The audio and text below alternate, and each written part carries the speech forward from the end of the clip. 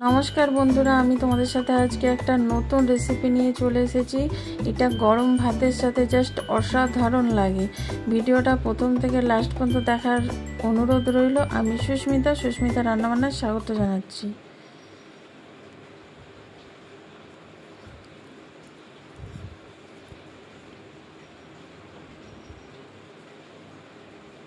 এখানে আমি কুঁদরি নিয়েছি, দেখতেই পাচ্ছ। এখানে 500 গ্রাম কুঁদরি আছে। কুঁদরির দুদিকটা আমি কেটে এবার টুকরো টুকরো করে নেব। কুঁদরিগুলো এখানে আমার ধোয়া আছে, ধুয়ে পরিষ্কার করে নিয়েছি। এবার ছোট ছোট করে যে কাটতে হবে তার কোনো মানে নেই, তোমরা বড় বড় করেও কিন্তু কেটে নিতে পারো। এইরকমভাবেও কাটতে পারো বা এর থেকে একটু বড় করেও কেটে নিতে পারো। টুকরো করে নেওয়া নিয়ে দরকার। দেখো, এইরকম বড় বড়ও করে নিতে পারো বা আবার দু টুকরোও করে নিতে পারো। এরকমভাবে করে নিলেও হবে। সবগুলো এরকমভাবে আমি একটু বড় বড় করে কেটে নেব। এখানে সব কুঁদরিগুলো কাটা হয়ে গেছে, দেখতেই পাচ্ছ। এবার আমি একটা মিক্সিং জারের মধ্যে কুঁদরিগুলো সব নিয়ে নেব। দিয়ে দিচ্ছি মিক্সিং জারের মধ্যে। আর মিক্সিং জারটা একটু ছোট, সেই জন্য আমি এটা দুবারে বেটে নেবো। মানে একবার বাটার পরে বাকিগুলো আমি আবার দিয়ে দেবো, কেন একসাথে আমার তাহলে হয়ে যাবে।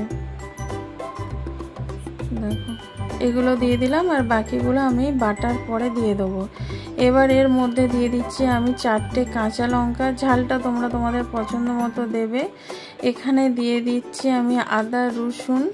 দেখো, আদা রসুন দিয়ে দিচ্ছি, দিয়ে এবার ভালোভাবে পেস্ট করে নেব। এখানে নিয়েছি আমি কিছু চিংড়ি মাছ। বন্ধুরা, তোমরা চাইলে কিন্তু কুঁদরির সাথেই চিংড়ি মাছটা দিয়ে একসঙ্গে পেস্ট করে নিতে পারো, কিন্তু আমি পেস্ট করলাম না। চিংড়ি মাছগুলো এরকম টুকরো করে নিচ্ছি। এটা একটু মুখে পড়লে খেতে ভালো লাগে, সেই জন্য আমি এরকম ছোট ছোট করে টুকরো করে নিচ্ছি চিংড়ি মাছটার। কিন্তু তোমরা চাইলে কিন্তু এইভাবে পেস্ট করে নিতে পারো। বন্ধুরা, কুঁদরি অনেকেরই পছন্দ নয়। এইভাবে তোমরা যদি একবার রান্না করে দাও, সবাই কিন্তু চেটে পুটে খাবে। এইভাবে আমি কেটে নেবো চিংড়ি মাছগুলো। এখানে তেল দিয়েছি, তেলটা এখন গরম হয়ে যাবে। এখানে 4টে শুকনো লঙ্কা আমি ভেজে নিচ্ছি। তার মধ্যে 3টে শুকনো লঙ্কা আমি তুলে রেখে দেবো, একটা তেলের মধ্যেই থাকবে। এটার মধ্যে আমার ডেকোরেশনে কাজে লাগবে, আর পরে একটু গুঁড়ো করে রেসিপিটাতে দেবো। সেই জন্য আমি এখানে 3টে শুকনো লঙ্কা ভেজে তুলে নেব।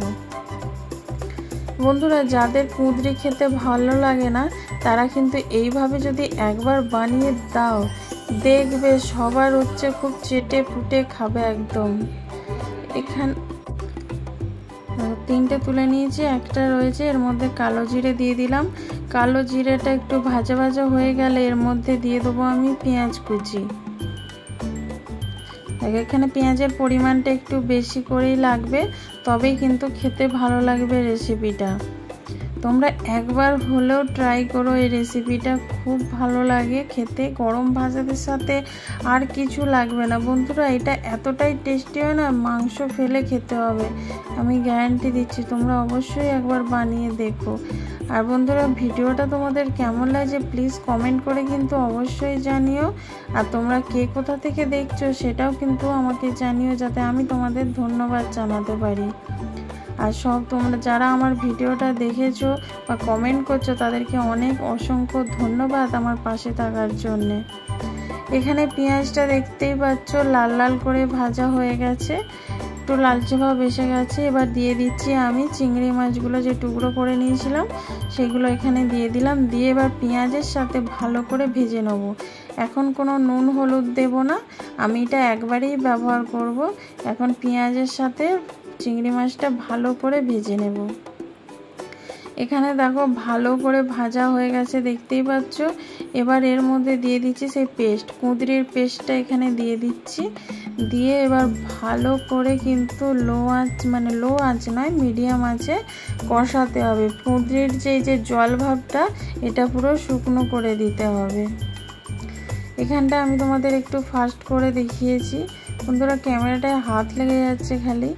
দেখো, এখানটায় আমি একটু শুকনো করে নিচ্ছি। এবার এর মধ্যে কিছু মশলা দিয়ে দেবো।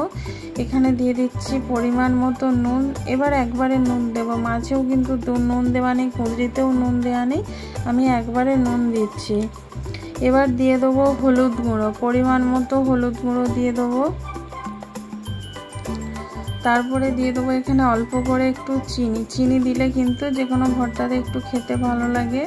আর আমি একটু ঝালের জন্য দিয়ে দিচ্ছি এখানে ঝাল লঙ্কার গুঁড়ো, এতে ঝালও হবে আর কালারও হবে। যারা ঝাল খেতে কম পছন্দ করো তারা কিন্তু ঝাল লঙ্কার গুঁড়োটা নাও দিতে পারো, কালারের জন্য কাশ্মীরি লঙ্কার গুঁড়োটা দিলেই হবে। এবার মিডিয়াম আছে দেখো আমি ভালো করে এটাকে কষিয়ে নিচ্ছি। যখন একদম শুকনো হয়ে যাবে তখন কিন্তু নামাতে হবে। দেখো একদম মিডিয়াম আছে আস্তে আস্তে কষিয়ে নিতে হবে। দেখো তোমাদেরকে দেখাচ্ছি, দেখতেই পাচ্ছ এটা একটু খুব মানে শাঁস দিয়ে ধরে করতে হচ্ছে। দেখো একদম শুকনো হয়ে গেছে দেখতে পাচ্ছ, একটুও কিন্তু আর জল নেই। কিন্তু আরও 2 মিনিট একটু ভেজে নিতে হবে, কারণ একটু ভাজা ভাজা হয়ে গেলে তাহলে খেতে খুব সুন্দর লাগবে, মানে স্বাদ বলা যাবে না। তোমরা নিজেরা বানিয়ে দেখো কেমন লাগলো, তারপরে আমাকে কিন্তু অবশ্যই কমেন্ট করে জানাবে। এবার এর মধ্যে আমি দিয়ে দেবো এই যে ভেজে রেখেছিলাম যে শুকনো লঙ্কাটা, সেটা গুঁড়ো করে দিয়ে দেবো। খুব মিহি গুঁড়ো করব না, একটু টুকরো করে দিয়ে দেবো। তোমাদের কাছে যদি চিলি ফ্লেক্স থাকে তোমরা সেটাও দিতে পারে। দেখো একটু টুকরো করে আমি এখানে দিয়েছি। এটা ঝাল ঝাল ভর্তাটাই কিন্তু খেতে খুব ভালো লাগে। এবার দেখো ভালো করে মিশিয়ে, আর দেখতেই পাচ্ছ কালারটা পুরোপুরি চেঞ্জ হয়ে গেছে, তার মানে ভাজা আমার হয়ে গেছে একদম সম্পূর্ণ। এবার ভালোভাবে মিশিয়ে নামিয়ে নিলেই কিন্তু একদম রেডি আমাদের কুঁদরি চিংড়ির ভর্তা। বন্ধুরা যারা কুঁদরি খেতে পছন্দ করে না, এইভাবে বানিয়ে দিলে তারা বুঝতেই পারবে না যে তুমি এটা কিসের ভর্তা বানিয়েছো। একবার বানিয়ে দেখো। এখানে প্লেটে আমি সার্ভ করে দিয়েছি, ওপর থেকে একটা শুকনো লঙ্কা দিয়েছি। এবার কাঁচা সর্ষের তেল ভর্তার মধ্যে দিয়ে জাস্ট এবার গরম ভাতের সাথে খেয়ে দেখো, জাস্ট মুখে লেগে থাকবে। বন্ধুরা এই ভিডিওটা যদি ভালো লেগে থাকে লাইক কমেন্ট শেয়ার করো। নতুন বন্ধু যারা দেখছো চ্যানেলটা সাবস্ক্রাইব করে বেল আইকনটা ক্লিক করে দিও। যারা ফেসবুক থেকে দেখছো পেজটা ফলো করে দিও।